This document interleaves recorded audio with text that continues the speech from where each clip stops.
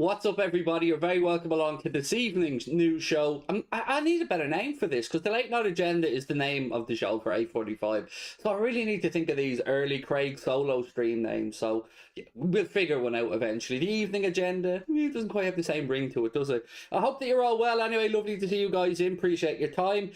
I will get into the stream title because I'd seen that there were a couple of people in the chat who were like, love the channel, but hate these fake stream titles.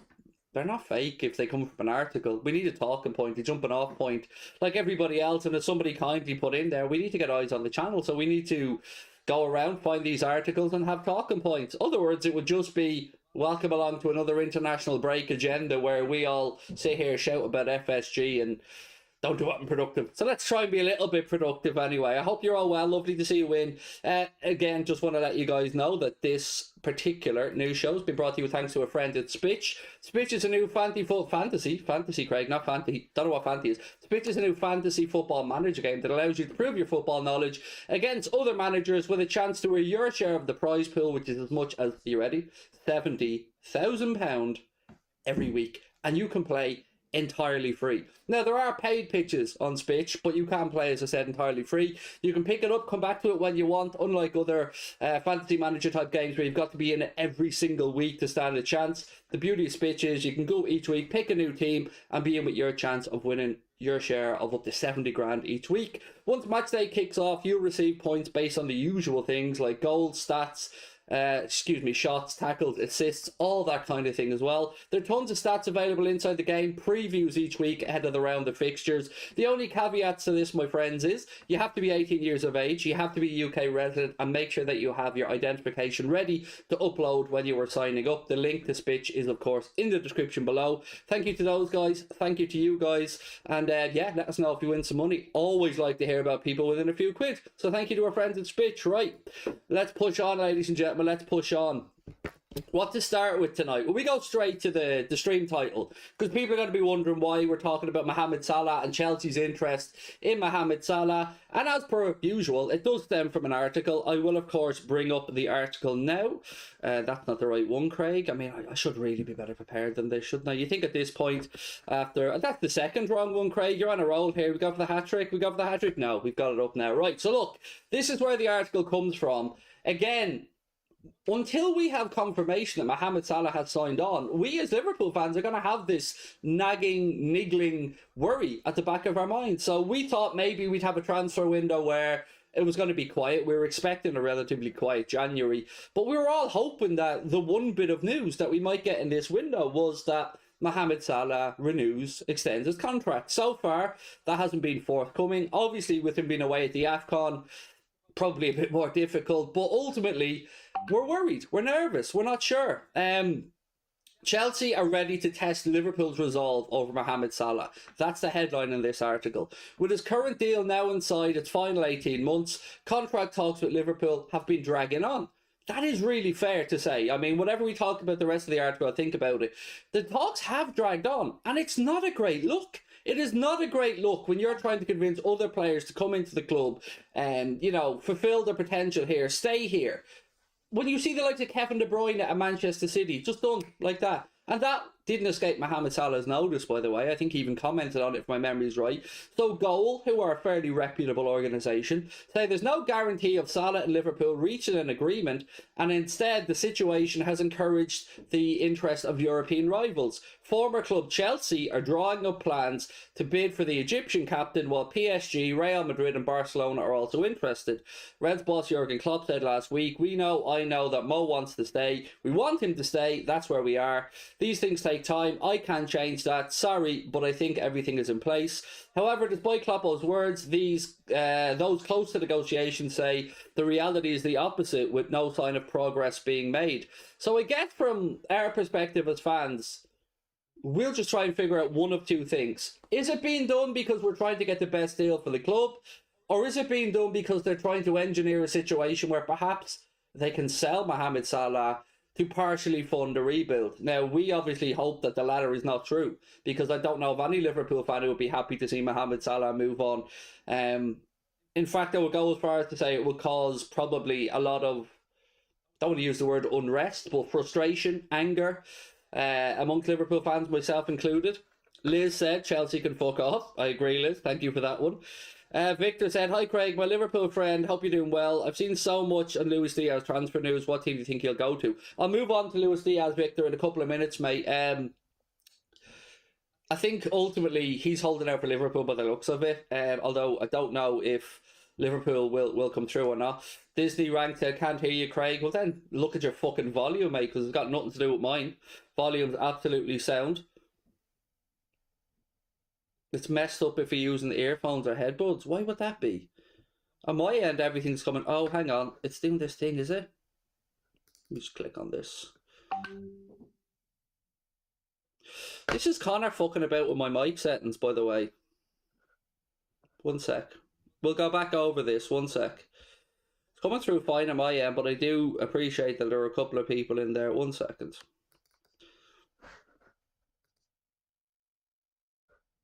Let's see if that works.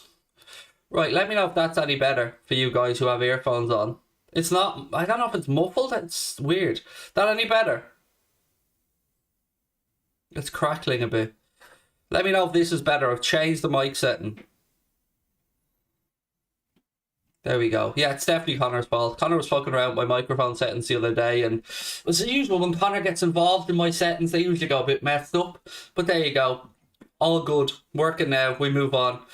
Chelsea won't get Salah. Damn right they won't, Reece. It will be absolutely ridiculous for Liverpool to sell Salah. And look, my apologies there to everybody with the headphones.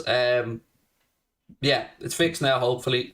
This is weird though, isn't it? Because you haven't changed any settings over the past few days, and then all of a sudden, boom.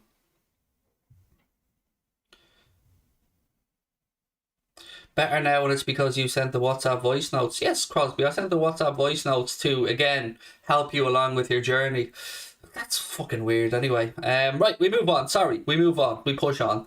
Right, what else we want to talk about? Right, we'll go back over the Mohamed Salah stuff for those who had the earphones on that couldn't hear properly. So basically, Chelsea are ready to test Liverpool's resolve for Mohamed Salah.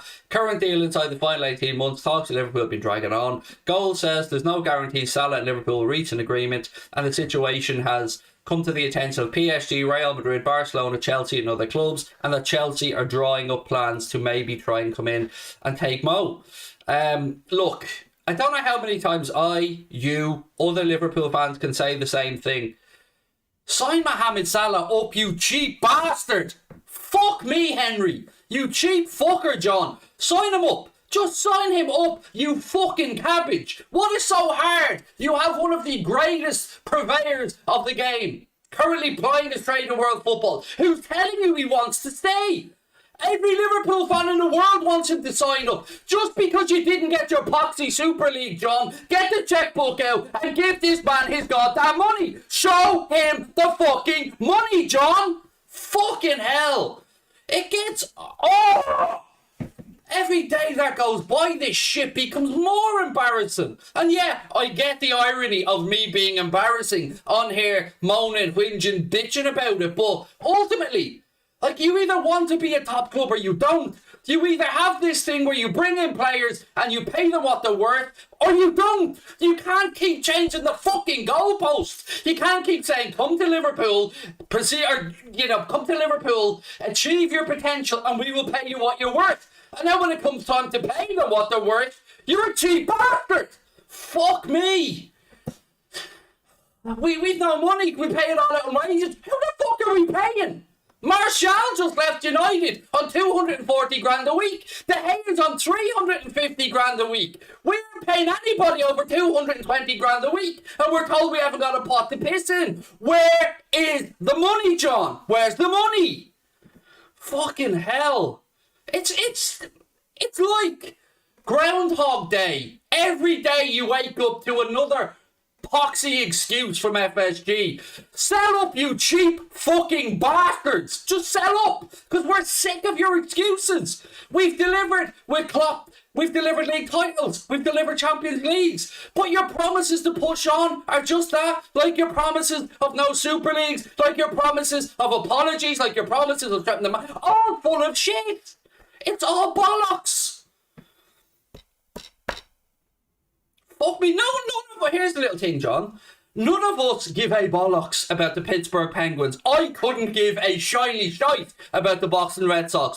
Fenway Rouge Racing, couldn't give a shit, John. Boston Globe News, this might surprise you, John. I also couldn't give a fuck about the Boston Globe News. What we do care about, John, is Liverpool, mate. You know that crown jewel in your fucking sporting portfolio? You know that one thing that keeps going up and up and up in value, John? You know that thing? That's what we care about. It's not a play thing to us, mate. It's a life thing. So put your hand in your pocket, give this man what he's worth, or sell up, you absolute fucking Omadon. It couldn't be much worse. It couldn't be, mate. That's the thing. I can see people in the chat saying it could be worse. Could it, though? Like, really? Whatever we say about United and the way that the Glazers run the club, which is shocking, at least they have fucking players who are being paid probably more than they're worth. Pogba on a ridiculous wage. De Gea on a ridiculous wage. Alexis Sanchez was on a ridiculous wage. Ronaldo on a ridiculous wage. And guess what? Right now, Salah's better than them all. Every fucking one of them. And we're nickel and diming this man. My God. It's embarrassing. It's embarrassing that a business worth this much, that is generating as much cash, will not pay one of the greatest players in the world a decent wage. It's embarrassing, it's pitiful, and it's not going to help attract other players to the club. And you're not selling this Liverpool family bollocks, John, because nobody's buying it anymore. Nobody's buying it. There is no Liverpool way of doing things anymore, John. There's an FSG way of doing things, which is the cheap-ass way of doing things. Liverpool look after their players, their staff, their family. That's what you try to pitch the club on. That's what you sell this "you'll never walk alone, this means more" pony around the world. Because it is pony at this point, mate. It's absolute nonsense. There is no "you'll never walk alone" anymore. You're fucking taking footballs back off kids, mate, in the stands. Like, that's how cheap we are now. A kid can't have a fucking football because, heaven forbid, FSG are out the cost of a ball, mate, with some job's worth of a fucking steward over there making kids cry. This means more, John. This means more. Look, again, hashtag Wolves against FSG, because every day that goes by, this is getting more and more ridiculous. It's getting more, it looks bad on the club. Now, John, and I assume you watch, John, because why the fuck wouldn't you? I'm great. John, listen to me, mate. Every day that goes by, we're looking worse. Your value club is becoming a joke. Sponsors are going to start looking and going, fuck me, what's going on here at Liverpool? Do they really have the money? Do they really have the ambition? Is this the club that we want to attach our brand to? Are they a club that want to go on and win things? Really, John, the answer seems to be no, mate. The answer seems to be we got lucky that Jurgen Klopp came in. We got lucky that Jurgen Klopp and his scouts were able to unearth some absolute gems for a very small amount of money. And then we just sit on it and hope we get Champions League football every season. Only for the grace of Alisson Becker's head and some outstanding contributions from the likes of Nat Phillips and that last season, we would have been playing Europa League football. Now, where would the money have come from then? No doubt the excuse Rolodex would have came out. The excuse Rolodex needs to go in the bin.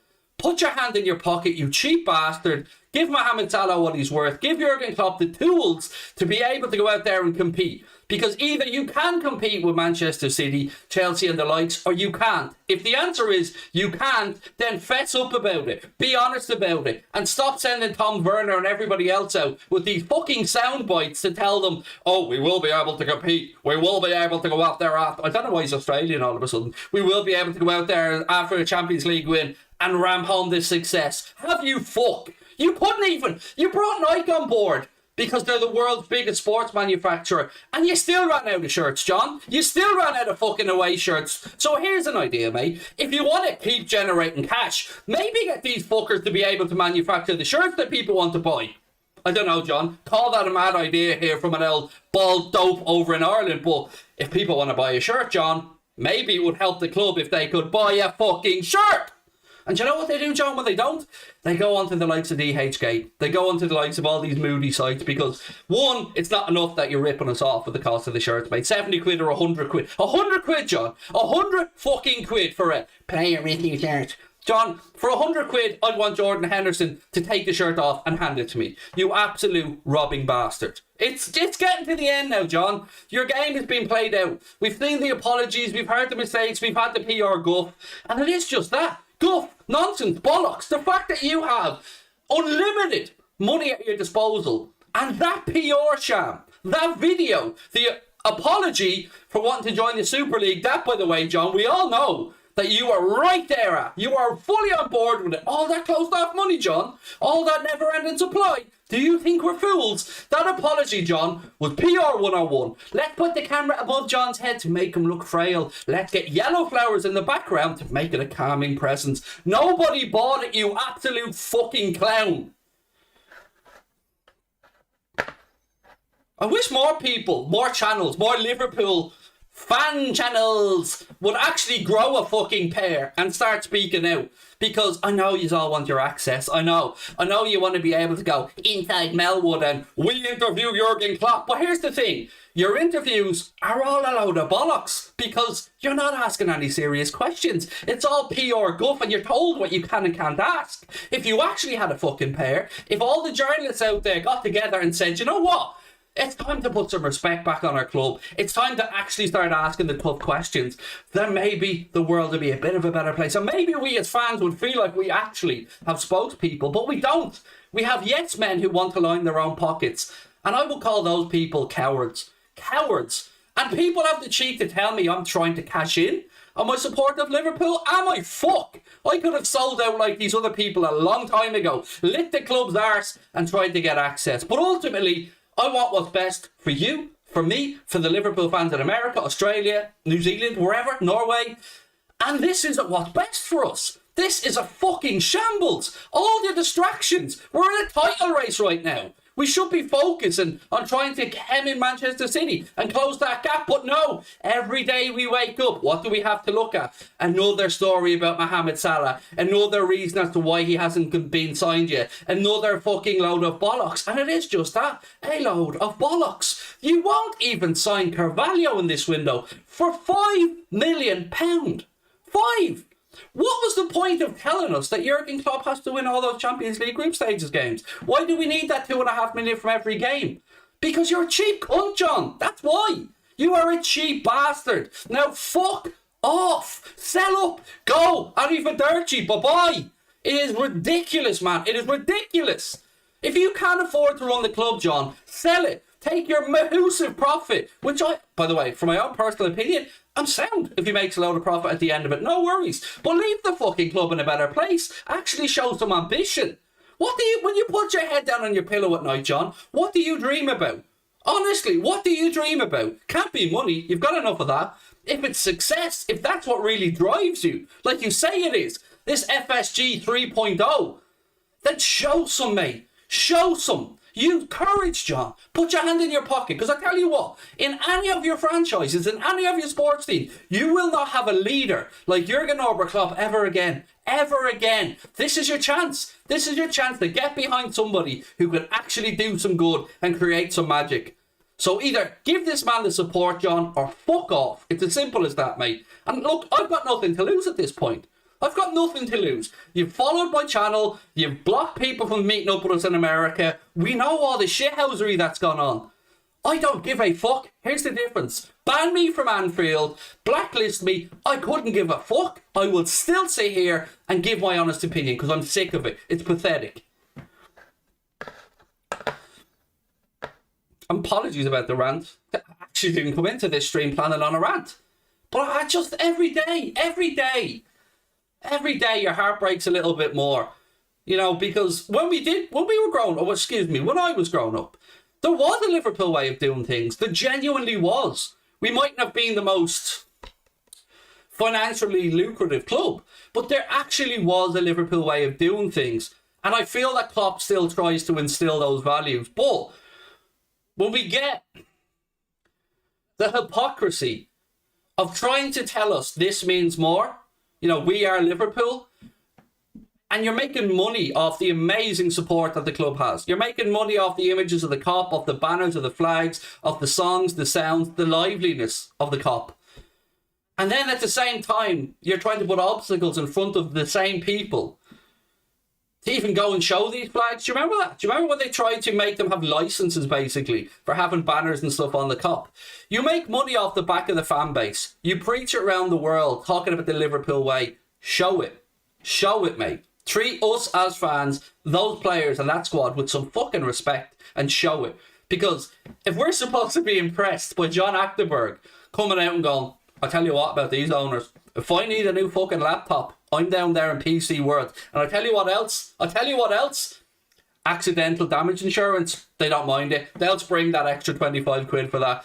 Here's a little thing, John. We don't give a fuck how many laptops John Achterberg has. We care about the calibre of players that John Achterberg has to coach and the calibre of players that Pep Linders, Peter Kravic and Jurgen Klopp have to coach. That's what we care about. We were so close to a dynasty, John. So close to a dynasty. You did the hard part. You climbed the mountain. You got up there with Jurgen Klopp. You lifted a Premier League title. You won a Champions League, a Club World Cup and a Super Cup.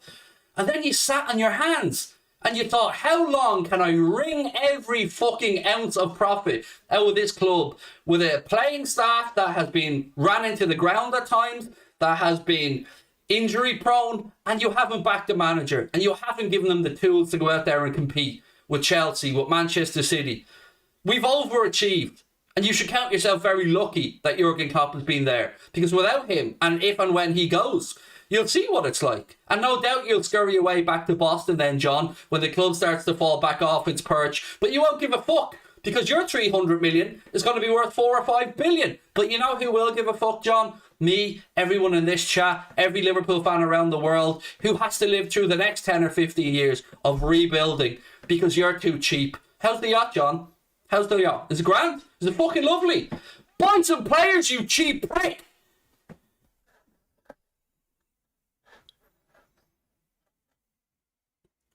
What source for Salah to Chelsea? It was goal, mate. It was goal. It was goal with the source. Moving on to a few other ones, actually. Karim Adeyemi. So, we've known that Karim Adeyemi was Germany bound. I told you guys that a very, very, very long time ago. It seems like the deal to bring him to Dortmund is inching closer. So Liverpool looks set to miss out on Salzburg, says this article. The Reds were a number of top European clubs linked with the 20-year-old. Another one, by the way, who's got away from us. According to Sky in Germany, the player's made up his mind on a move to Dortmund. Look, I did tell you that I don't like to use the word sources, but my lad in Germany told me a long time ago that he was... I didn't actually know if it was going to be Bayern Munich or Dortmund, but I knew he was Germany bound. And the report claimed Salzburg are looking to recoup between 30 and 40 million euro for the player. And Dortmund sporting director Michael Zorc and his successor Sebastian Kehl were spotted returning from Salzburg Dortmund Airport on Monday. So look, I think we can safely say they are paving the way for Erling Haaland to leave in the summer, and that Karim Adeyemi will become a Dortmund player. And look, he looks like a very talented player. Wish him all the best. I just can't help but feel himself, Patson Daka, so many potential options there have just been let slip. And look, one more thing on John W. Henry. And this is something that I've genuinely struggled to come to terms with for a really, really long time. So I've been critical of the owners at times. I've been complimentary as well. But what I've always done at the back of my mind was I'd always given them the benefit of the doubt that one day, to use the phrase, generational talent, that when that generational talent became available, they would come good. And look, I suppose definitions of a generational talent would vary from person to person, but what I can get is, and again, feel free to correct me on this or chip in with it, but so Kylian Mbappe was leaving Monaco, was pretty much looking bound for PSG. And the story goes that John W. Henry flew him and his family around on his private jet. I'm not sure if it was one of the bays around France, and tried to convince him to make a move from Monaco to Liverpool and not Monaco to PSG. Now, at that time, he was moving for 100 and something million quid. A lot of money. And you might say to me, Craig, his transfer fee was going to be, or excuse me, his wages was going to be a lot less then. Granted. But right now, that same player, who's only gotten better, is available on a free transfer. And we aren't in the conversation. So how can you be, in one time, wanting to sign him when he was going for an extortionate amount of money, and then when he's free, not even being in the conversation? I can't square that off unless, and this is the kicker, unless it was another PR exercise, and unless it was more bollocks. Because there's been a lot of them. A lot of, we're monitoring X, Y, and Z. let's stop monitoring them. Let's stop lowballing them and actually go in and get the fucking job done. And if you think that this is going to be a situation where you can sell Mohamed Salah and buy us a Jude Bellingham or buy us it's not going to work. Salah is the untouchable. Salah is the one thing, John, that you dare not touch. This man has come into this football club. We love him. We love him for the player he is, for the human he is, for the man that he is. He cannot be allowed to leave. He cannot be. And surely to God, they understand how bad this is looking on the club. I mean, yes, Kloppo will come out and try and put the positive spin on it. He's a positive person. That's what the manager wants to do and will do, trying to protect and look after his boys. Love that. But get it done, mate. Just get it done. I cannot imagine that this is an overly complicated deal. All transfers are complicated. All wages are complicated. But Mo's not going to be asking for ludicrous stuff here. Pay the man his worth. Or be honest and say you're not going to pay him. But either way, stop letting this drag out, mate, because every week that goes by, one, it's getting more and more difficult for you idiots to actually get the deal done because his hand becomes stronger. And secondly, you're dividing a fan base that has been divided enough. We need to get behind the lads and the team. We don't need these stupid distractions, mate. So get it done, you cheap bastard.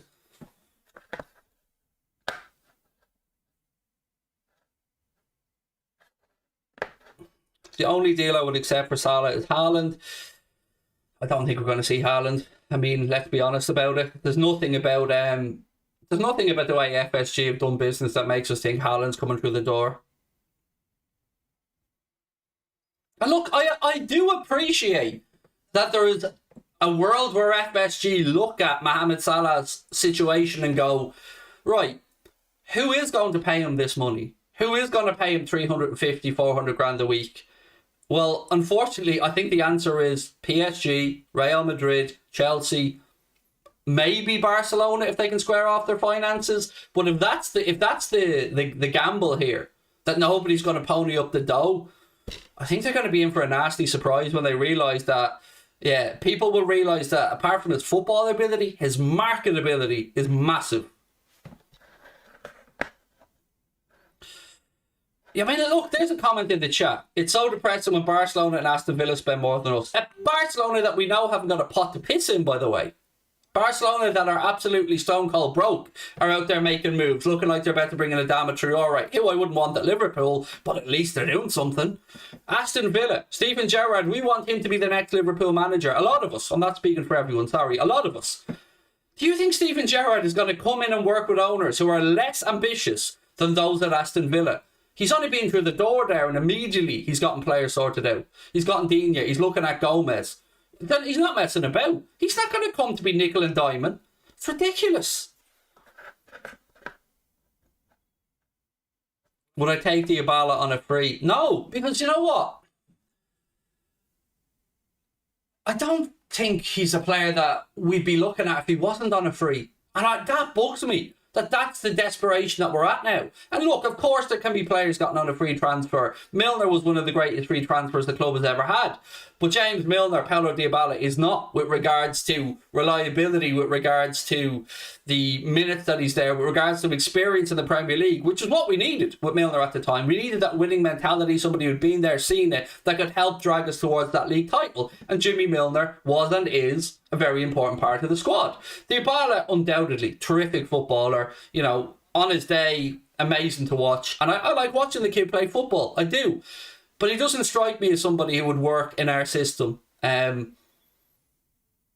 again, I would say that there must be a reason why Juventus have pulled away from negotiations with Dybala. Yes, I know they've brought in the guy, Vlahovic, from Fiorentina, and that's going to take up a good chunk of the money. Chiesa is out now for a long time, and I wish him a speedy recovery.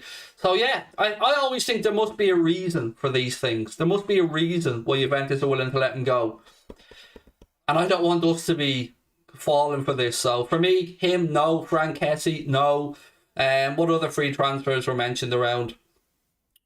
The only free transfer I'm interested in, by the way, and we're not going to get him, is Kylian Mbappe. That's the only one that we should be looking at, in my opinion.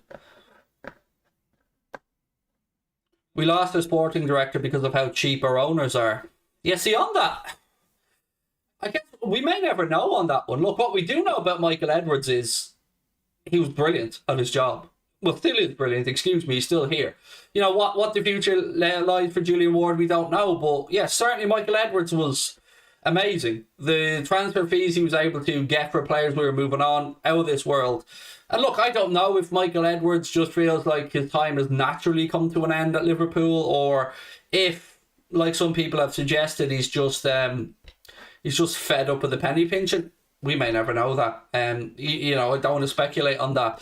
Zakaria was another one, yeah. So Zakaria is an interesting one because we're not the only ones who've apparently looked at Zakaria. United have registered an interest in him. Juventus want to sign him. But the funny thing is here, nobody's willing to pony up £5.5 million for him. Yes, he's out of contract in the summer.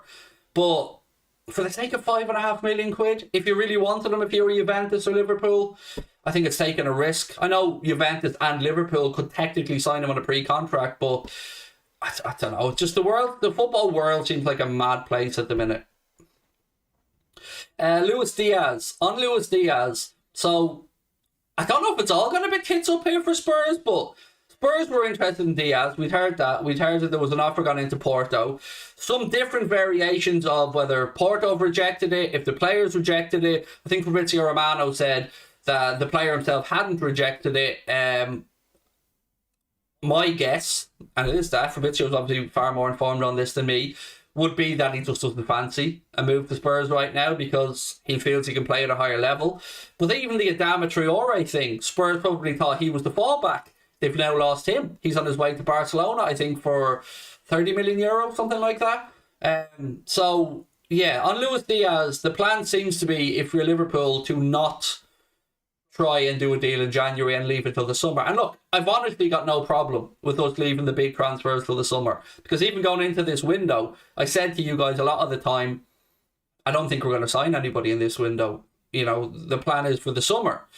But when you see the Carvalho type stuff, Fabio Carvalho coming up, 12 clubs registering interest in him, I still think he comes to Liverpool, by the way, but I don't understand why we don't just get the deal done now and send him back on Fulham to loan. Just knowing that he's done and dusted and ready to go, let him finish off the rest of the season with Fulham, continue on his fantastic form, and look forward to bringing him in the summer.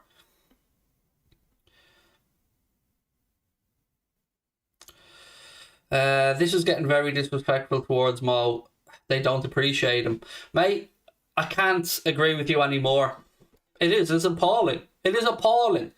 And as I said at the very start of this video, he would have looked at how Kevin De Bruyne, a man similar age bracket, probably a year older if my memory's right, certainly an amazing player, but I don't know that we could say Kevin De Bruyne has the same impact at Man City that Salah does at Liverpool. The reason I say that is I think City have a few more difference makers. But Salah right now at Liverpool, he's the main man.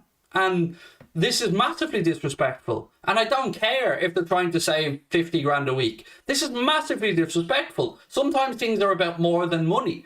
And certainly, I don't know Mohamed Salah personally, but everything about the man screams integrity, honesty, loyalty. And I think he needs to feel the love. And if we didn't learn the lessons about nearly losing Steven Gerrard to Chelsea because he wasn't feeling the love at Liverpool, and that's Gerrard. That's Steven Gerrard, born and bred Scouser that carried the club. And yet he wasn't feeling the love. Just give Mo Salah a contract. Just get it done. Just stop this uncertainty.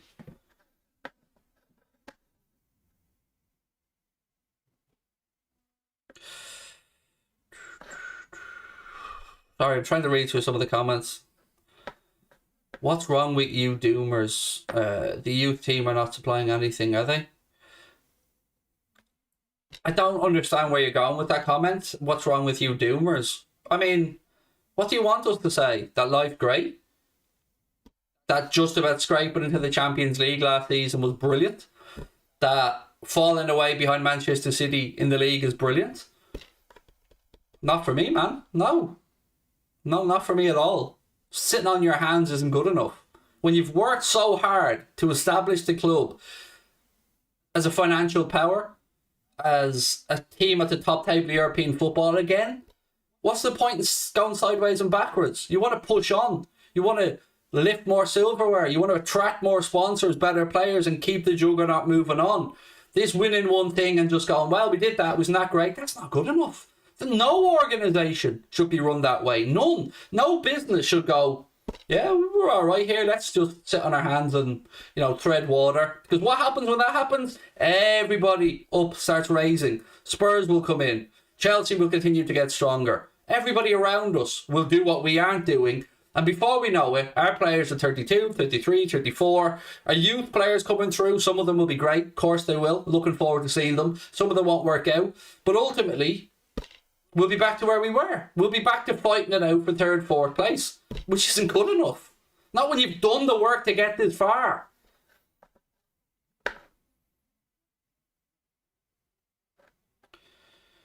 Salah's going to sign a new contract by February. After that, Mane is the contact priority. Mane is going to get sold.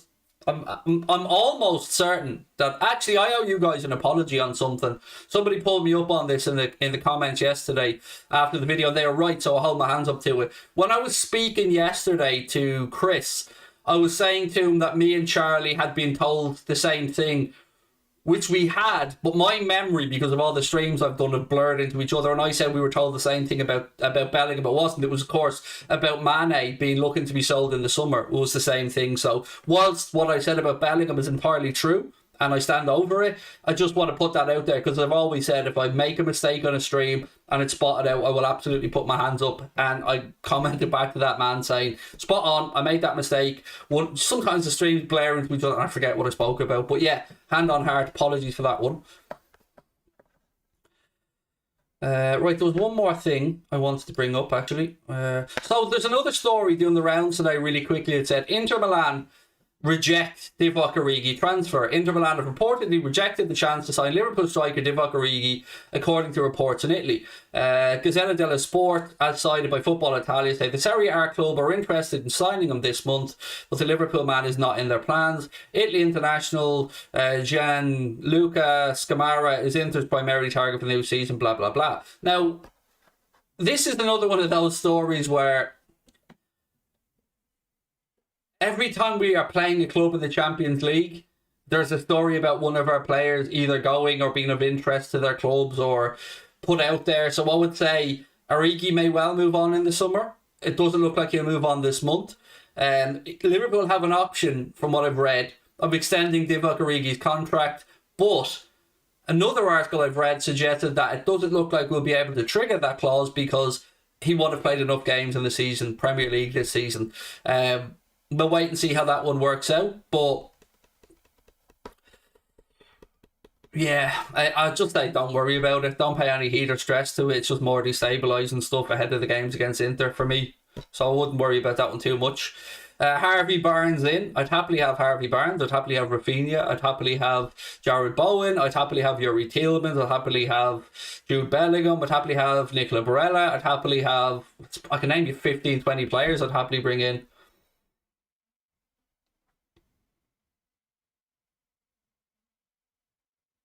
Bowen is prem proven. Absolutely. I love Jared Bowen. I think Jared Bowen would be a great fit for Liverpool.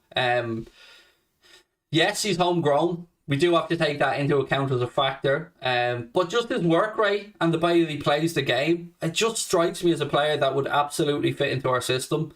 No, I'm not saying we're going to sign Jared Bowen. He's a West Ham player and he's doing very well at West Ham, and I'm sure the West Ham fans absolutely love him. So I know this probably comes across as disrespectful. I'm just saying I would like him, but I'd happily have him at Liverpool. Nico will be loaned out on deadline day, and that'll be that. So on Nico Williams and Nat Phillips, the club are holding to their values. It looks like they want 12 to 15 million for Nat Phillips. They've rejected a 7 million offer, and all I can go off is the old value for Nico Williams last summer, which seemed to be about 10 million quid. What I don't understand is why clubs aren't biting Liverpool's hand off. Because where else are you going to get a defender, Premier League tried and tested, that constantly improves for 12 to 15 million like Nat Phillips? Particularly if you're a club like Burnley, if you're a club like Newcastle, if you're a club like West Ham who have a shortage of centre-backs at the minute.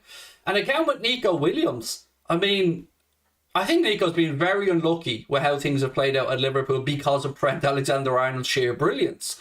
But there's a player in there. There's a very good player in Nico Williams. And I'm baffled. I'm baffled at either the snobbery shown by other clubs or the naivety. But for me, two bargains to be had there. When you're looking at spending 50 million on Diego Carlos, who, to me, I'm unsold on. I don't get it. I don't get why they haven't been snapped up yet. And again, for the lads as well, I mean, I wish them all the best, Nat Phillips and Nico Williams, because I'm somebody that would like them to stay, like we all would, of course, but I also respect the fact that they want to go and play football. They want to actually be on the pitch each week, and Nico obviously wants to make sure that he's ready to go for Wales and all. I respect that. I genuinely do, and I wish them all the best, and I hope that they get the moves, because same with Ryan Kent at the time as well. Sometimes you just got to say, go and play. You know, let these lads go and play and enjoy their careers. Chelsea can fuck right off. Worth repeating, said Liz. Yes, I would agree, Liz. And please, look, I'm going to head off now in a second, but I will be back tonight at 8:45. Myself, Paddy Murphy and Kyle from Nothing But Reds. Kyle hasn't been on in a while. Be lovely to catch up with him. So look, I know I had a bit of a rant today, but I stand over every word I said. Even now that I've calmed down on it, everything I said is how I feel. So yeah, I'll be mocked for it. Yeah, I'll be held up, and yeah, I'll be called this man-child, this man-baby, this angry, bald, fat, tum-looking. I don't care. It's literally how I feel. It is fucking soul-destroying looking at what's going on at the club. Because on the field, we love the lads. We're behind the lads. We appreciate their efforts and endeavours, but they need help.